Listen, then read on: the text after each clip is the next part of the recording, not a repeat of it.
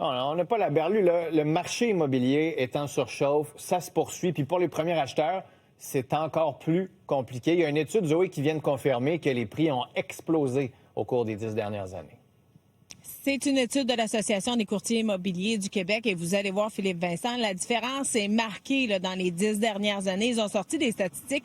Vous allez le voir à l'écran du côté de Montréal. Pour une maison unifamiliale, le prix médian passe de 395 000 en 2015 à 790 000 en 2025. Donc ça, c'est près du double. Et si on se déplace dans la capitale nationale, ce matin, je parlais à une courtière immobilier qui me disait, écoutez, c'est plus acceptable, disons-le comme ça, l'augmentation en 2015, 240 000 et en 2025, 442 500 $ pour une maison de type unifamilial.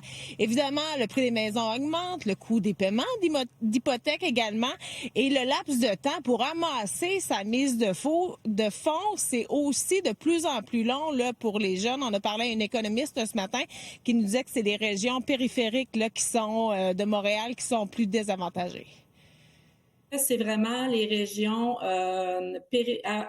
avoisinantes de l'île Montréal qui sont les plus perdantes, où l'abordabilité c'est le plus détérioré. La raison est simple, c'est qu'au niveau de la mise de fonds, en 2016, le gouvernement fédéral a instauré une règle qui fait en sorte que la mise de fonds minimale peut être de 5 % pour le premier 500 000 $. Et par la suite, si le prix est supérieur à ça, on ajoute un 10 % de l'écart entre le prix de la maison et le 500 000 $. On a eu l'occasion de rencontrer une courtier immobilier ce matin devant une maison de type jumelé, 390 000 $. C'était environ le prix de vente. Il y a 8 offres, imaginez, sur cette maison-là. Donc, on comprend qu'il y a eu une surenchère, évidemment. Elle me disait que les jeunes sont encore présents dans le marché, veulent acquérir un bien, mais le contexte d'achat a évolué. On a beaucoup de jeunes qui ont aussi de l'aide parentale. Donc, les parents vont venir des fois soutenir en venant aider au niveau du prêt hypothécaire pour aider les jeunes à acquérir leur première propriété.